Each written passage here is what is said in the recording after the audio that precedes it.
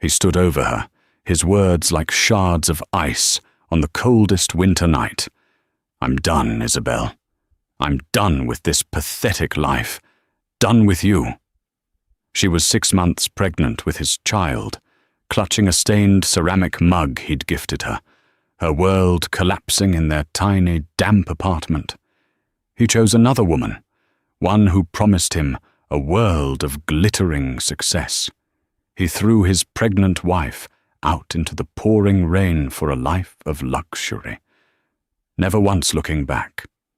But what happens when the woman you threw away holds the key to your entire world? What happens when you discover the meek, humble woman you discarded is one of the richest people on the continent?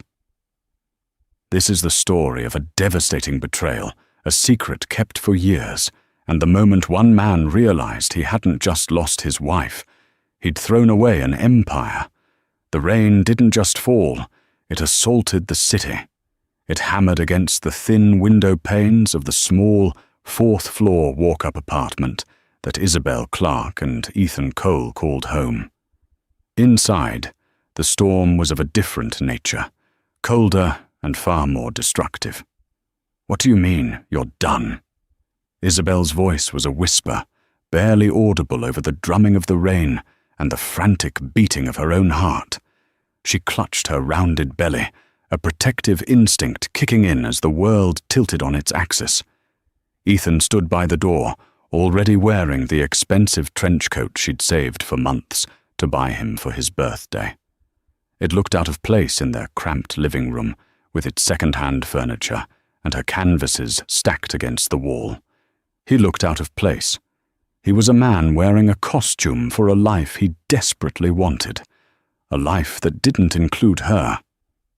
"I mean exactly what I said." His tone was flat, devoid of the warmth she had fallen in love with 5 years ago.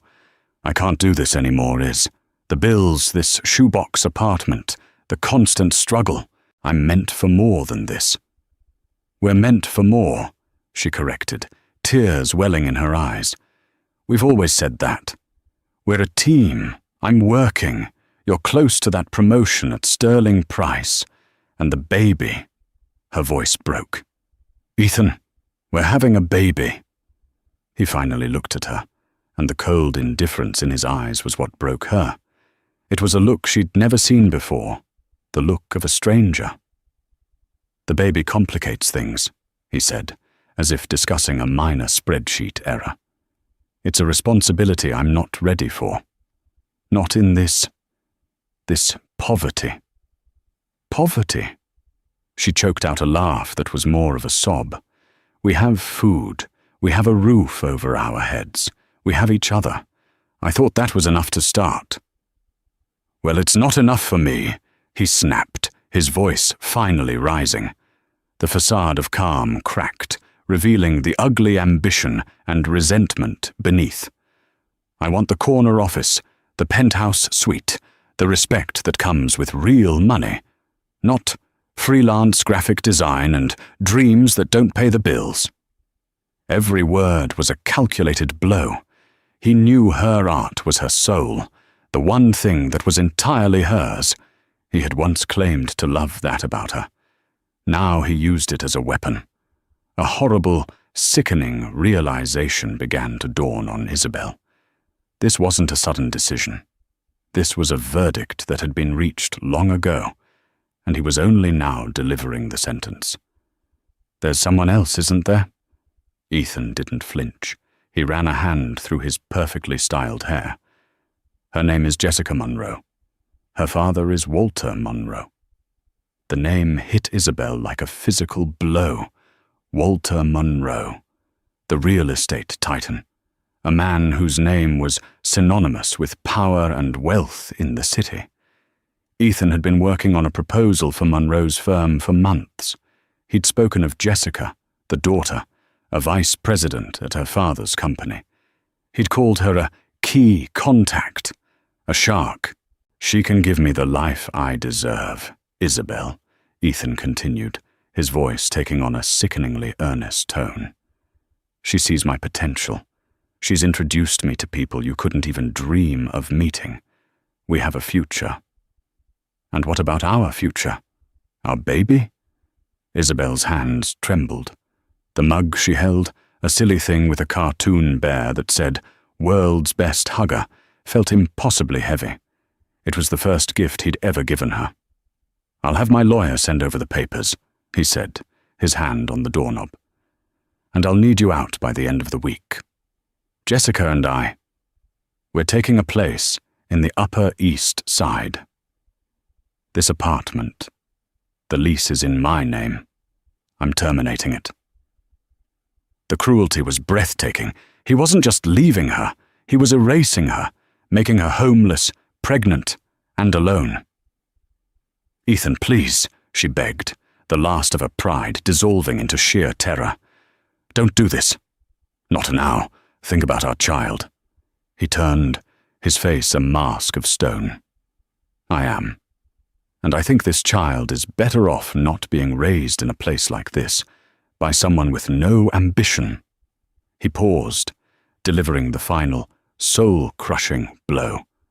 "Jessica and I might start our own family one day. A proper one." The ceramic mug slipped from her numb fingers, shattering on the worn linoleum floor. The sound was deafening in the sudden silence.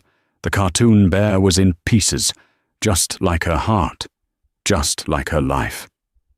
Ethan looked at the mess on the floor with disgust, then back at her.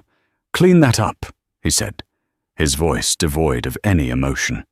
And then he opened the door and walked out into the storm, leaving Isabel in the ruins of the life they had built. The sound of the shattering mug echoing the complete and total demolition of her world. She sank to the floor, her body racked with sobs, her hands protectively wrapped around the child he had just disowned. She was alone. Utterly and completely alone. The next 3 days were a blur of numb disbelief and rising panic. The sound of the front door closing behind Ethan echoed in Isabel's ears, a permanent, taunting reminder of her new reality. The apartment, once a cozy haven filled with shared laughter and the smell of her oil paints, now felt like a tomb. Every object was a memory, every memory a fresh wound. She packed her life into 2 worn suitcases and a cardboard box. Her art supplies, the few clothes that still fit over her growing belly, a handful of photos from a time when Ethan's smiles were genuine. He had been true to his word. A crisp, formal email from a law firm, Goldman, Finch and Associates, had arrived the next morning, informing her of the dissolution of their marriage and the termination of the lease. He had even cancelled their joint bank account, leaving her with the $274 she had in her purse. Her best friend, Maya Singh, a fiery junior associate at a rival law firm, was apoplectic. "He can't just do this! Izzy, this is illegal! Spousal abandonment! Duress! I'll bury him in litigation!" Maya's voice crackled with rage over the phone. Isabel, sitting on the floor of the now empty apartment, could barely summon the energy to respond. "He has the better lawyers, Maya. He has the Monroes. What do I have? $200 and a box of pastels." "You have me," Maya said fiercely. "Stay with me. We'll figure this out." But Isabel couldn't bring herself to do it. The shame was a physical weight, pressing down on her chest, making it hard to breathe. To show up on her friend's doorstep, pregnant and abandoned, felt like the ultimate admission of failure. She had chosen Ethan. She had defended him to everyone who had ever harbored a doubt. And now, this. "I just need a few days to think," she lied, forcing a strength she didn't feel into her voice. "I'll check into a motel, clear my head." The motel she found was on the bleakest edge of the city, a place where neon signs flickered with dying ambition, and the carpet smelled of stale cigarettes and despair. The room was tiny, the bedspread was scratchy, and the window looked out onto a brick wall. It was the physical manifestation of her life. A dead end. For 2 days she barely moved, alternating between bouts of hysterical crying and long, vacant hours staring at the water-stained ceiling. She ate saltine crackers and drank tap water, trying to convince herself it was for the baby. The baby. A tiny, innocent life was depending on her, and she had never felt more useless, more broken. Ethan's face flashed in her mind, not the cold stranger from that night, but the charming, ambitious man she'd fallen for. The man who'd quoted poetry during their first date, who'd held her for hours after her mother's funeral, who'd sworn he would love her forever. Was it all a lie? Or had she been so blinded by love that she'd refused to see the rot growing beneath the surface? On the third night, her money was nearly gone. The motel bill was due in the morning. Her phone buzzed with another frantic message from Maya. She ignored it. The panic was no longer a rising tide. It was a tsunami, and it was about to pull her under. She looked at her reflection in the cracked bathroom mirror. Her eyes were swollen, her face pale. She saw not just a heartbroken woman, but a fool, a naive girl who had believed in a fairy tale. Her family had warned her. Oh, how they had warned her. Not with anger, but with a quiet, concerned caution. They had seen something in Ethan she hadn't, a ravenous hunger for status that would eventually consume everything else. She had cut herself off from them, not out of malice, but out of a fierce, desperate need to prove them wrong, to prove her love was real and her choices were sound. She had insisted on living this normal life, on her own terms, without a safety net. Now, the net was gone, the tightrope had snapped, and she was in a freefall, clutching her stomach, feeling the faint flutter of her child inside. A different feeling began to surface through the grief and shame. Anger. A cold, hard diamond of fury. Fury at Ethan.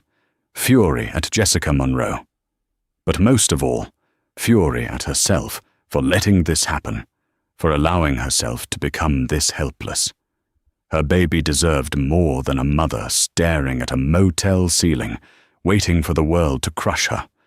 Her baby deserved a fighter. With a trembling hand, she reached for her phone.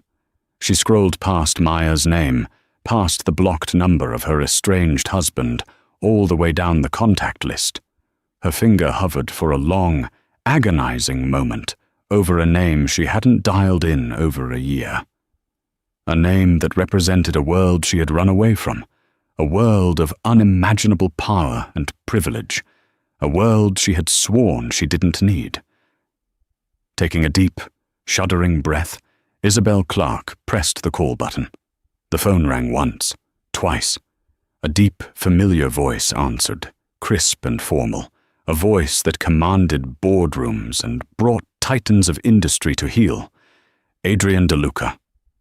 Tears streamed down her face, but for the first time in days, they were not tears of despair. They were tears of surrender, of desperation, of a final, last-ditch hope. "Dad," she whispered, her voice cracking. "It's me. It's Isabel. I need you to come get me. I've made a terrible mistake." The silence on the other end of the line was deafening. For a terrifying second, Isabel thought he might hang up, that her stubborn pride had finally eroded the last of his patience. But Adrienne DeLuca was a man who processed information with the speed of a supercomputer and acted with the precision of a surgeon. "Give me your location. Do not move," he said. The voice was stripped of emotion, but beneath the command was a current of urgency she hadn't heard in years. She recited the seedy motel's address, her voice barely a whisper. "A car will be there in 20 minutes, he stated. "The driver's name is Arthur. He will have a password, St. Moritz. Do not get in the car unless he gives you that name. Is that understood?" "Yes, Dad," she sobbed, relief washing over her so intensely her knees went weak. "Isabel," he added, and for the first time, a sliver of the father she knew broke through the CEO's facade. "Hold on, we're coming." The line went dead. True to his word, exactly 19 minutes later, a sleek, black Bentley Mulsanne, so silent it seemed to materialize out of the city grime, pulled up in front of the motel. A man in a tailored black suit, with graying temples and a calm, professional demeanor, stepped out. He was exactly as she remembered him. Arthur, her father's head of security for over 30 years. He met her at the door of her room, his eyes sweeping over her disheveled state and the cheap motel with a practiced impassivity that betrayed nothing. But Isabel saw a flicker of something in his gaze, concern, maybe even pity. "Miss Isabel," he said, his voice a low, respectful rumble. "It's good to see you." "Hello, Arthur," she managed, clutching her 2 suitcases. He gently took them from her. "The password is St. Moritz," he said, the formality a strange comfort in her chaotic world. "Thank you," she whispered. He led her to the car, opening the heavy rear door to reveal an interior of soft cream leather and polished burr walnut that smelled faintly of her father's cologne. The world of the motel, the peeling paint, the flickering lights, the desperation, seemed to dissolve as the door closed with a muted, expensive thud. She was in a different universe now. The universe she had abandoned. The drive was silent. They left the city's gritty edges behind, gliding onto highways that led to the manicured, tree-lined avenues of the super-rich. An hour later, they turned onto a private road, flanked by a 10-foot stone wall. Massive, wrought-iron gates, bearing a stylized D, swung open silently as they approached. The De Luca estate. It wasn't a house. It was a principality. A sprawling limestone mansion that blended classic European architecture with modern glass walls, set on 100 acres of rolling hills, private lakes, and ancient forests.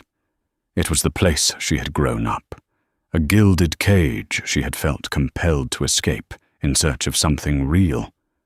Looking at it now, after the harsh reality of the last few days, it looked like the safest place on earth. Arthur pulled up to the grand entrance, where the lights were blazing. As he opened her door, another figure emerged from the house. Adrian De Luca stood at the top of the marble steps, a formidable silhouette against the bright light. He was in his late 60s, with a mane of silver hair and eyes that could dissect a balance sheet or a man's character from 100 paces. He wore a cashmere sweater and tailored trousers, but he still radiated an aura of immense power.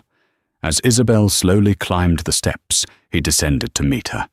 His face was a mask of stern control, but his eyes, those piercing blue eyes, were filled with a storm of emotions, anger, relief, and a deep, profound sadness. He stopped in front of her, his gaze dropping to her pregnant belly, then rising to meet her tear-filled eyes. "You should have called sooner," he said, his voice rough. It wasn't an accusation. It was a statement of fact, laced with the pain of a father who felt he'd failed to protect his child. "I was ashamed," she whispered. "I was so wrong, Dad, about everything, about him." He didn't say, "I told you so," though the words hung unspoken in the air between them. He had seen Ethan Cole for exactly what he was, from their very first meeting, a shallow social climber with an insatiable appetite for more. He had seen the way Ethan's eyes had lingered on the paintings on the wall, not with appreciation for the art, but with the quick calculation of an appraiser. Instead of lecturing her, Adrian De Luca did something he rarely did. He pulled his daughter into a firm, protective embrace. He held her as she finally let go of the last of her crumbling composure, her body shaking with silent sobs against his chest. "It doesn't matter now," he murmured into her hair. "None of it matters. You're home. You're safe. And no one," he added, his voice hardening into steel, "will ever hurt you or my grandchild again. I will personally see to it." He pulled back, holding her at arm's length and looking at her with an intensity that made her shiver. "First, we get you healthy. We get you strong." Then, a dangerous glint appeared in his eye. "We will deal with Mr. Ethan Cole and the Monroes. They have made a grave miscalculation. They thought they were swatting a fly. They have no idea they've just poked a dragon." He guided her inside, into the grand foyer where the staff was waiting discreetly. The warmth, the quiet efficiency, the sheer scale of the place. It was overwhelming. He had already summoned her old doctor and a nutritionist. A suite of rooms overlooking the gardens was being prepared for her. The full force of the DeLuca Empire was mobilizing, not for a corporate takeover, but to heal one broken heart and protect one unborn child. Isabel leaned on her father's arm, feeling a strange mix of relief and trepidation. She had escaped this world to find herself. Now, she had returned to it, broken to save herself. The irony was not lost on her, but as she looked up at the determined, formidable man beside her, she knew one thing for certain. The game had just changed, and Ethan Cole was about to find out what it truly meant to be powerless. The weeks that followed were a period of quiet, meticulous reconstruction. The DeLuca estate became a sanctuary, a high-tech cocoon designed to heal and fortify her. The first order of business was her health and the baby's. Dr. Alistair Finch, the family's physician for 2 generations, oversaw her care with a team of specialists. A nutritionist planned her meals, a prenatal yoga instructor worked with her in a sun-drenched atrium, and a therapist helped her navigate the treacherous emotional terrain of her grief and betrayal. Slowly, the haunted look in her eyes began to fade, replaced by a growing resolve. She gained weight, her skin regained its color, and her baby bump grew firm and healthy. The initial shame of her return was gradually supplanted by a quiet gratitude. She had run from this world of privilege, believing it was hollow. Now she understood it for what it was, a tool, a powerful one. Her father, Adrian, was a constant, steady presence. He didn't coddle her. Instead, he started bringing her files. At first, they were reports from the DeLuca Foundation, the family's massive philanthropic arm. "Read this," he'd say, dropping a thick binder on the table beside her. "A proposal for a new arts endowment for underprivileged youth. They're being stonewalled by the city council. Find the flaw in their approach." Isabel, who had only ever used her artistic talent for small freelance projects, found a new application for her creativity. She saw the world differently than the corporate sharks on the Foundation's board. She redesigned the proposal, focusing on human stories and community impact rather than dry statistics. She storyboarded a presentation that was emotional, powerful, and undeniable. Adrian reviewed her work, a single appreciative nod his highest form of praise. "Good. You have your mother's eye for the heart of a matter." He began to pull her deeper into the business. She sat in on video conferences, initially as a silent observer. She listened as her father and his executive team discussed billion-dollar acquisitions, hostile takeovers, and global market strategies. It was a language she had once tuned out, but now she listened intently. She was no longer Isabel Clarke, the struggling artist. She was Isabel DeLuca, and this was her birthright.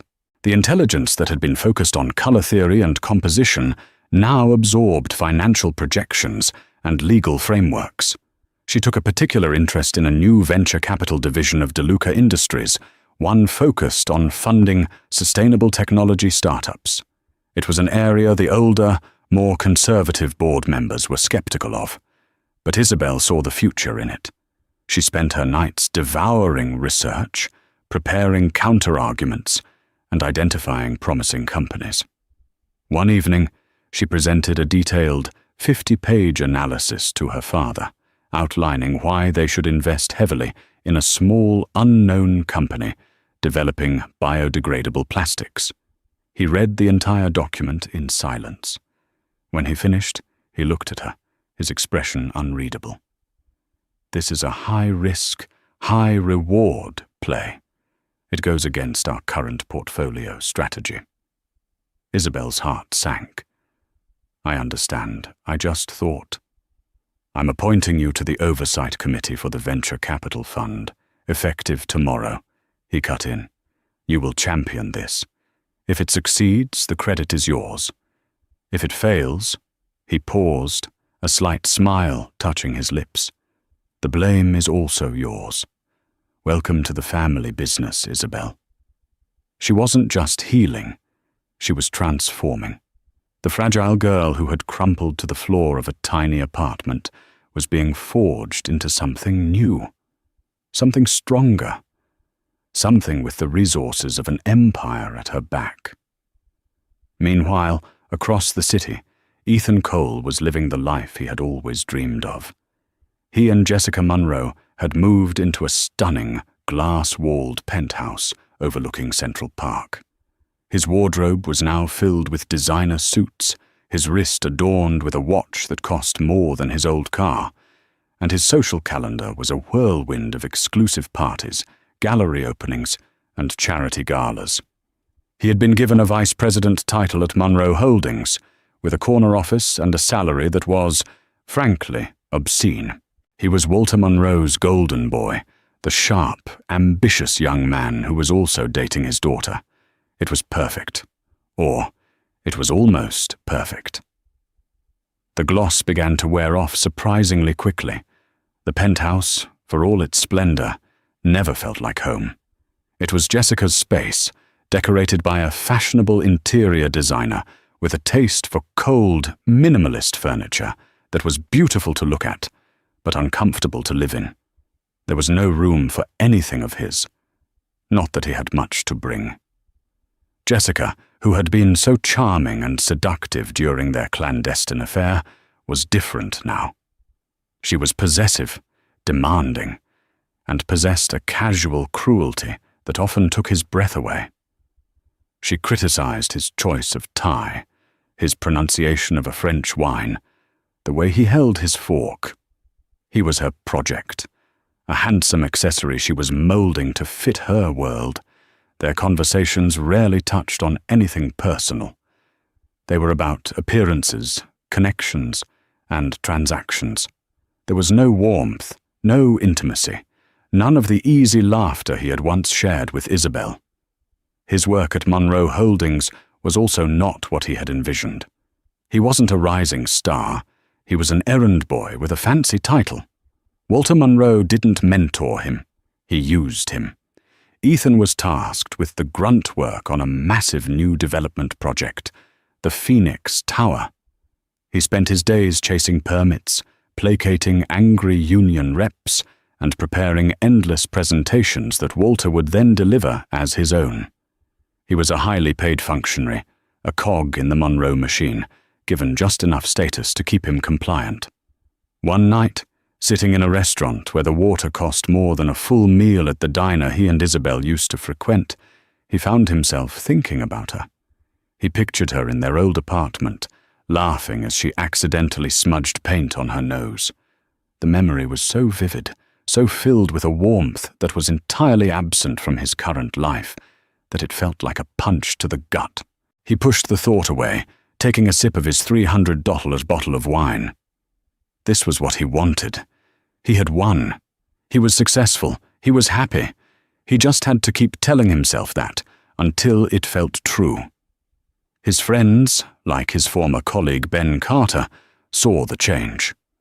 Ben met him for a drink one evening, an awkward encounter Ethan had agreed to out of some lingering sense of his old life. "You look good, man." "Tired but good," Ben said, eyeing Ethan's expensive suit. "It's a demanding role," Ethan said, trying to sound important. "I bet." "So how's Isabel?" Ben asked, his tone cautious. "Nobody's heard from her." Ethan stiffened. "I have no idea. We're divorced. She's out of my life." "Right, but pregnant and all." "I just hope she's okay." "She's a survivor," Ethan said dismissively, though a cold knot of something, guilt, curiosity, tightened in his stomach. He had made no effort to check on her. He had sent the legal papers and a single paltry check as a final settlement, which had been returned, uncashed, by her lawyer. He had taken it as a sign she wanted nothing to do with him, and had been relieved. As he walked back to his gleaming, empty penthouse that night, the city lights glittering below like a carpet of scattered diamonds, he felt a profound and unsettling loneliness. He had everything he had ever wanted. So why did he feel like he had nothing at all? 6 months after Ethan had walked out on Isabel, the Phoenix Tower project was his entire world. It was Walter Monroe's magnum opus, a towering skyscraper of shimmering glass and steel that was set to redefine the city's skyline. For Ethan, it was the symbol of his new life, the tangible proof that his brutal choice had been the right one. His name was on the internal memos. He sat in the high-level meetings, and he basked in the reflected glory of the Monroe Empire. But the project was a voracious beast, constantly demanding more. More money, more political maneuvering, more of Ethan's soul. The initial funding tranches were secured, but to complete the ambitious final phase, a state-of-the-art sustainable energy system, and a public art installation, Monroe Holdings needed a massive infusion of capital from a private investor. "This is the final piece of the puzzle, Ethan," Walter Monroe had boomed in a recent meeting, his large hand clapping Ethan's shoulder with a force that was more of a blow than a friendly gesture. "The investor we're courting is notoriously private, old money. They control one of the most powerful and diversified funds in the country. If we land them, the Phoenix Tower isn't just a building. It's a legacy. Don't screw this up." The pressure was immense. Ethan worked 18-hour days, his life reduced to spreadsheets, architectural drawings, and pandering to Jessica's whims. The cracks in his gilded cage were becoming impossible to ignore. Jessica's affection was directly proportional to his utility to her father.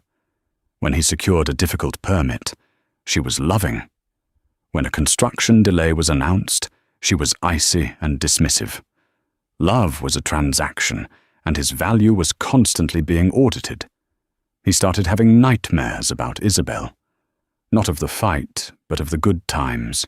Picnics in the park, lazy Sunday mornings, the quiet way she'd look at him from across a room, her eyes full of a love so unconditional it now seemed like a fantasy. He would wake up in the cold, sterile bedroom of the penthouse with a hollow ache in his chest, the faint scent of Jessica's expensive perfume doing nothing to comfort him. The first concrete whisper of his old life came from Ben Carter. They met for their now infrequent, strained drink. "You're not going to believe this," Ben said, scrolling through his phone. "Remember that tech startup, BioVera, that our firm passed on last year? The one developing those biodegradable polymers?" Ethan vaguely recalled it. A high-risk venture he himself had advised against. "What about them?" "They just secured a $50 million seed round," Ben said, his eyes wide, "from a new VC fund that's making huge waves, DeLuca Venture Partners. Apparently, the person who championed the deal and spotted their potential is some rising star on their board. Total genius, they're saying." The name DeLuca pricked at Ethan's consciousness. It was a powerful name, one associated with old-world industry and staggering, quiet wealth. It wasn't a name you heard often, because they didn't need the publicity. Never heard of the fund, Ethan lied, feigning disinterest. A week later, a second whisper came, this time from a more public source. Jessica was dragging him to the annual City Arts Patronage Gala, a stuffy event he despised. As they stood by the bar, Jessica air-kissing various socialites, Ethan overheard a conversation between two older, impeccably dressed women. "Absolutely saved the Youth Arts Initiative," one was saying. "The city was about to defund it entirely." "I know," the other replied. And then the DeLuca Foundation swept in. It wasn't just the money. Their new director of community engagement completely revamped the proposal. They say she has an artist's soul but a titan's mind, a real force of nature. What was her name again? Isabel something. Ethan's blood ran cold. He turned his head slowly, his heart hammering against his ribs. Isabel. It couldn't be. There were thousands of Isabels in the city, and DeLuca. It was just a coincidence. His Isabel was a freelance designer who struggled to pay her bills. She wasn't a force of nature on the board of a major foundation. It was impossible. But the seed of doubt had been planted, and it was a poisonous one. That night, fueled by a terrifying curiosity he couldn't suppress, he did something he hadn't done in months. He went online, not to look at financial news or real estate blogs, but to search for her. He didn't search for Isabel Clarke. He knew that would lead to a dead end. On a gut-wrenching hunch, he typed Isabel DeLuca into the search bar. The results hit him like a physical shock. There were only a few, as the family was notoriously private. But they were enough. A brief mention in a press release from the DeLuca Foundation announcing her appointment. A single, low-resolution photo of her in the background of a group shot at a university dedication, her father, Adrian DeLuca, at the podium. But it was her. Older, more polished. Her hair was styled differently. She wore a simple but exquisitely tailored dress, and she held herself with a confidence he'd never seen before. She was standing tall, her pregnancy now a beautiful, proud curve under the elegant fabric. She looked powerful, radiant, and completely out of his reach. DeLuca. His mind reeled, trying to connect the dots. The quiet, humble artist he had married. The daughter of Adrian DeLuca? The man who was a legend, a phantom of the financial world, whose net worth was a subject of speculative fantasy among finance bros. It didn't make sense. She had lived with him in a tiny apartment, worried about grocery bills, wore clothes from thrift stores. Why? The answer came crashing down on him with the force of a physical blow. She had wanted to be loved for herself. Not for her name, not for her money. She had given him the ultimate test, and he had failed in the most spectacular way imaginable. He stumbled back from his laptop, gasping for air.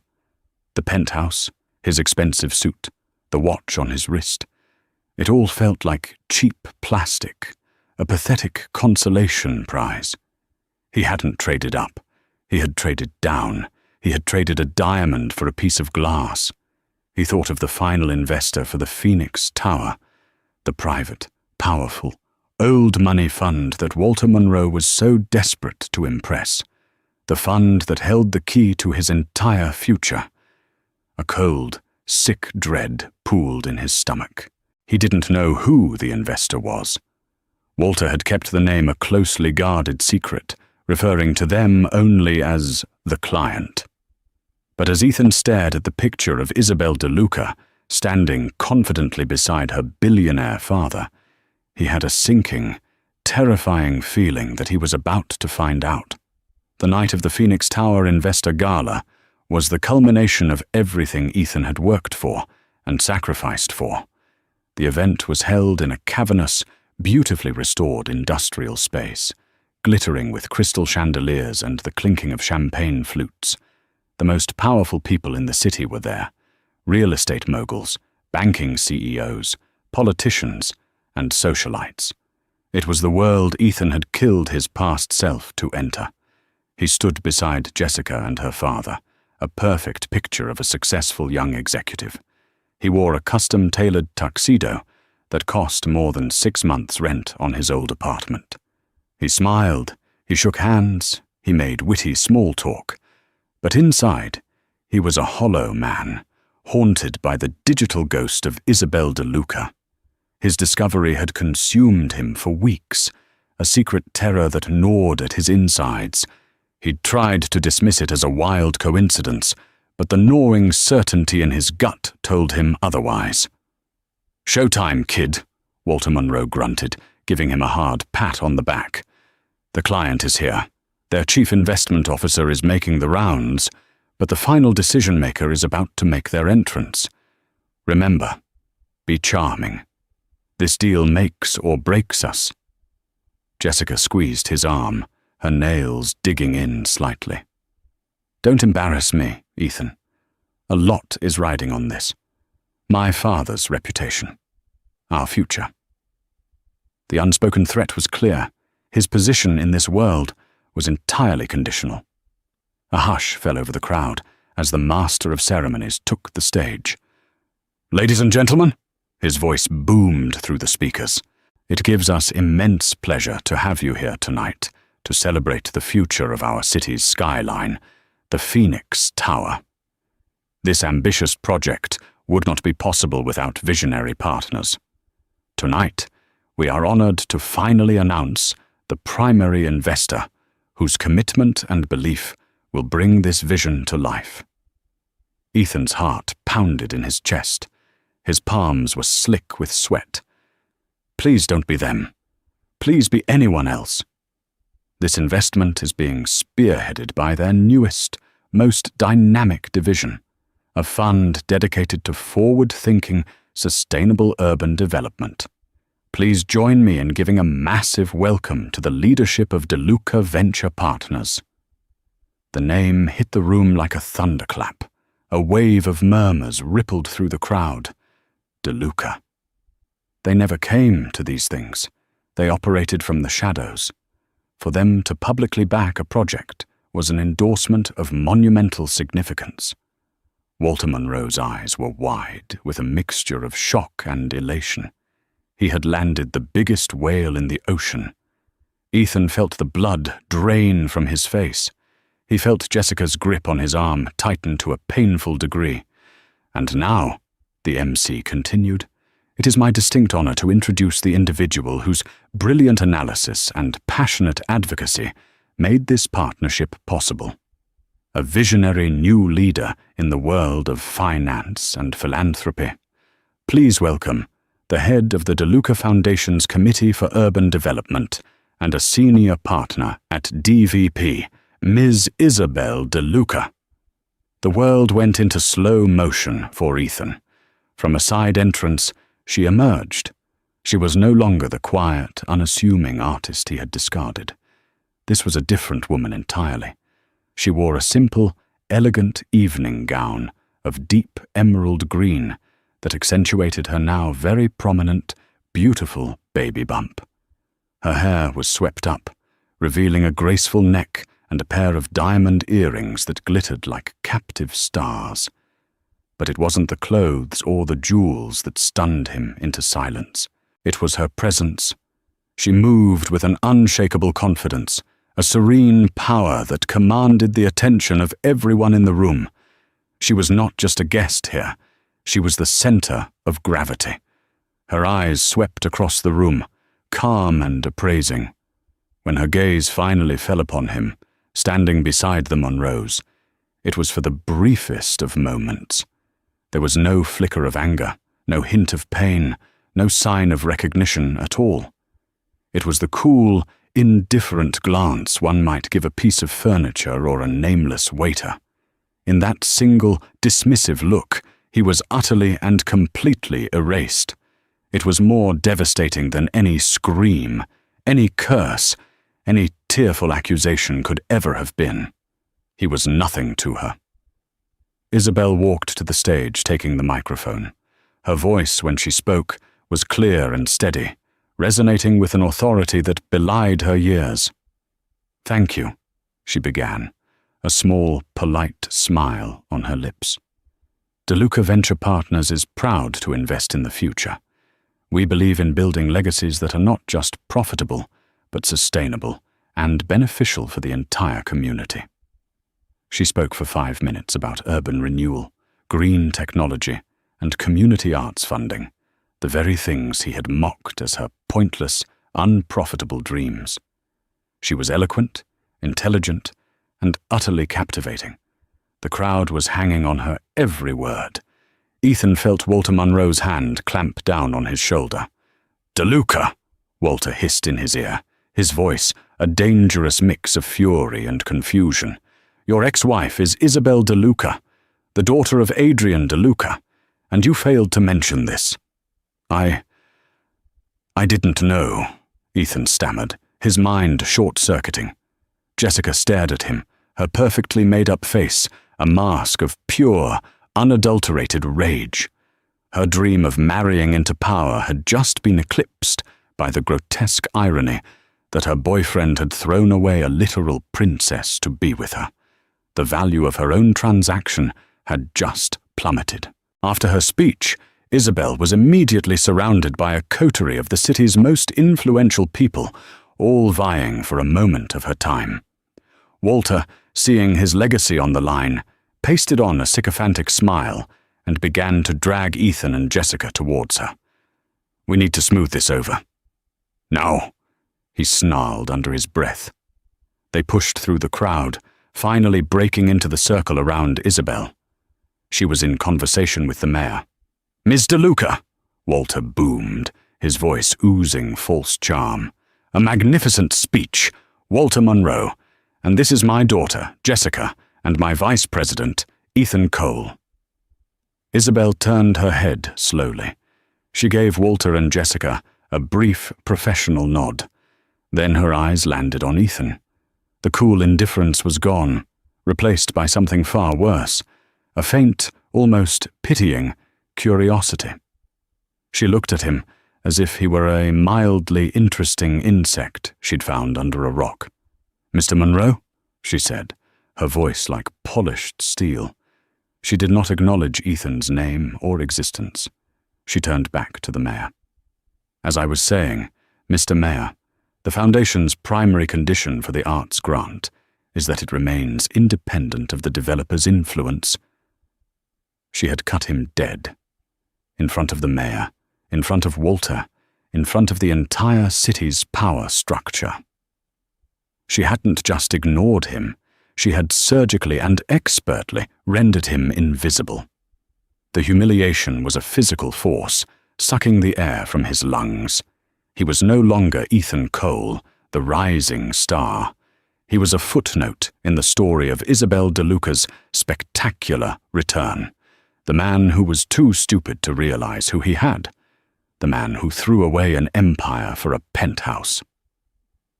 As she laughed at something the mayor said, one hand resting protectively on her unborn child, his unborn child, Ethan finally understood. He hadn't just made a mistake. He had committed an act of self-destruction so complete, so catastrophic, that he would be falling from it for the rest of his life, and he had only just begun to hit the ground. The fallout from the gala was not a sudden explosion, but a slow, systematic demolition of Ethan's life. The car ride back to the penthouse was a tomb of frigid silence. The moment the door clicked shut behind them, the facade shattered. "You absolute moron!" Jessica's voice was a venomous shriek. She threw her diamond-encrusted clutch against the wall, where it hit with a sickening thud. "You had Isabel DeLuca, and you threw her away. For me? Do you have any idea how this makes me look? How this makes my father look?" "I told you, I didn't know," Ethan pleaded, his voice hoarse. She never said anything. We lived in a walk-up.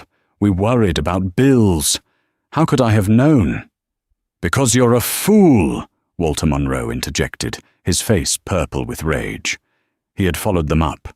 You're a climber, Cole. I knew that from the start. I thought it made you hungry. I didn't realize it made you blind, deaf, and stupid. You were married to the heiress of the DeLuca fortune, and you were complaining to me about your bonus? He paced the room like a caged animal. This entire deal, the Phoenix Tower, our reputation, it's all tied to her now, and you, the man who publicly humiliated her, are my VP and my daughter's boyfriend. You are a liability, a walking, breathing, multi-million-dollar liability. The next morning, the consequences began. Ethan arrived at his office to find his access card denied.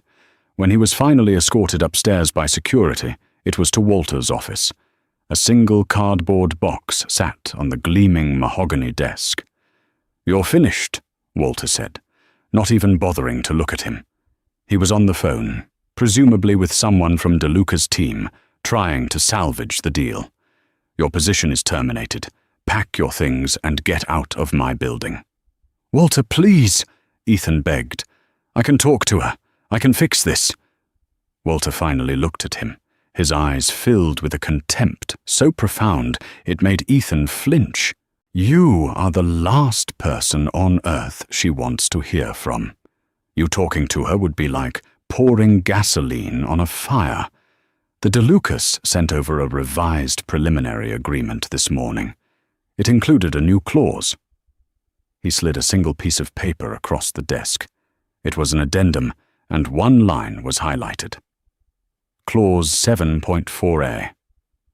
The immediate and permanent termination of employment and all business associations with Mr. Ethan Cole is a non-negotiable precondition for this partnership.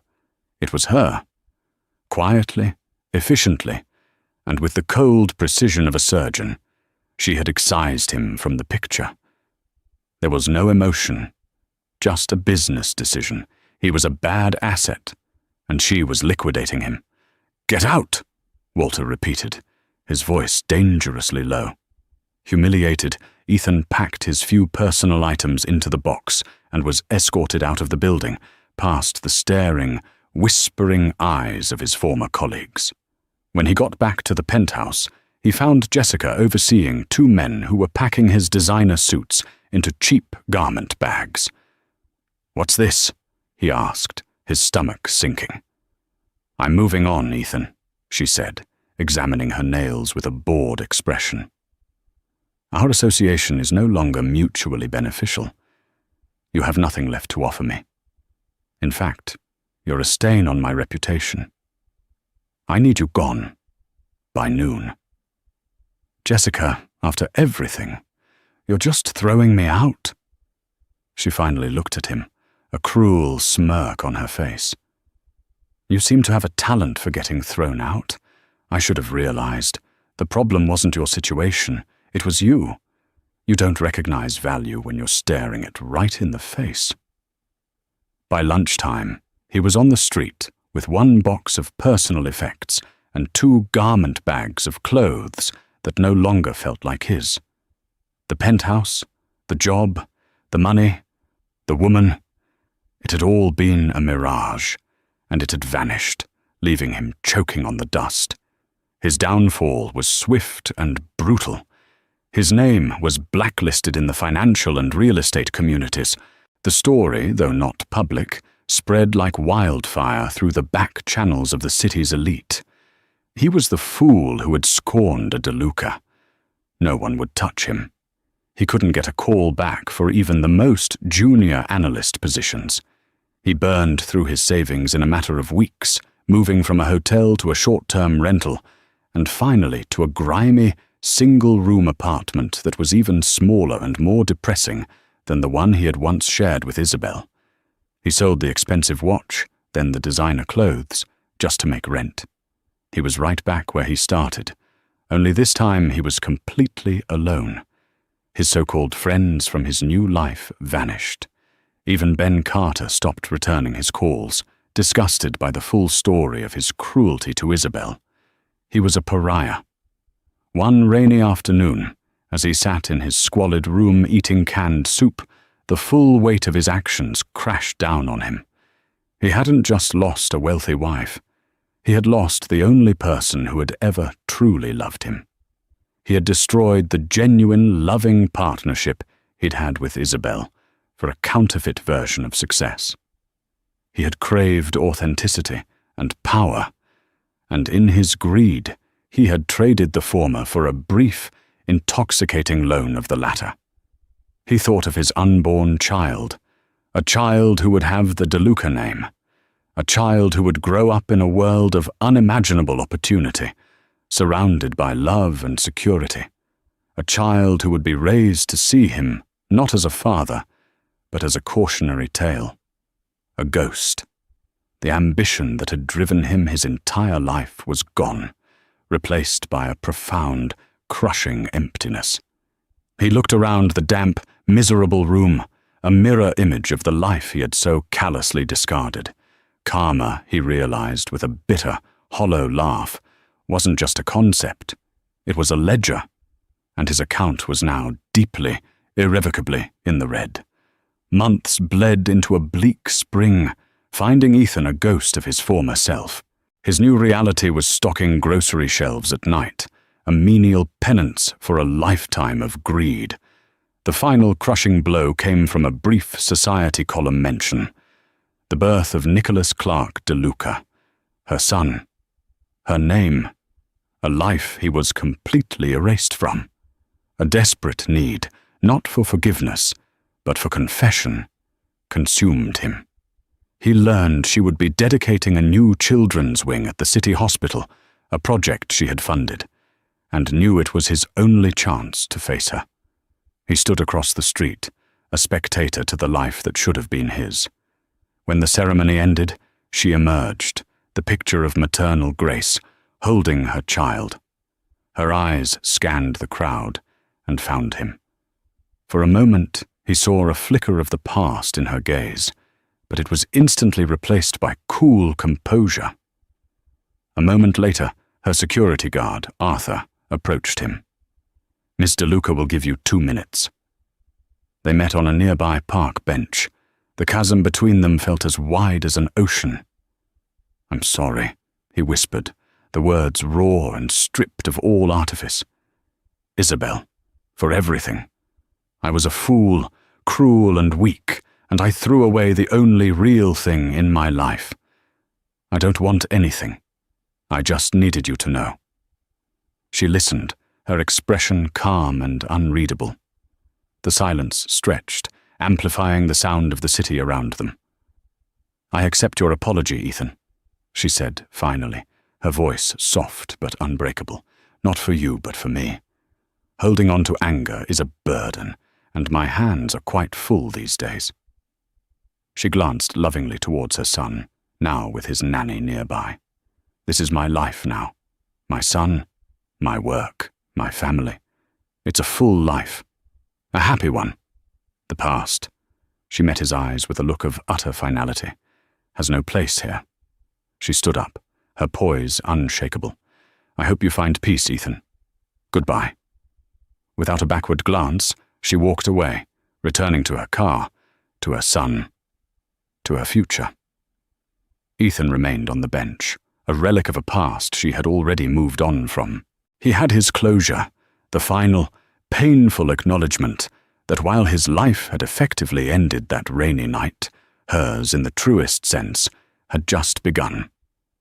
And so, Ethan learned the hardest lesson of all. Some things, once broken, can never be repaired. He had chased a world of glittering surfaces, only to discover he'd traded away the one person who was pure gold. Isabel's story isn't just about the stunning reversal of fortune. It's a powerful testament to the quiet strength that lies within us when we're pushed to our absolute limit. It's about rediscovering your own worth when someone else tries to render you worthless. It's a story about karma, and how the universe has a way of balancing the books in the most spectacular fashion. Have you ever seen someone so spectacularly underestimate the person they were with? What do you think was the most satisfying moment of Ethan's downfall? Let us know your thoughts in the comments below. If this story of resilience, betrayal, and ultimate triumph moved you, please show your support by hitting that like button, sharing it with someone who needs to hear it, and make sure you subscribe to our channel and ring that notification bell. You won't want to miss the next gripping story we have in store for you. Thank you for listening.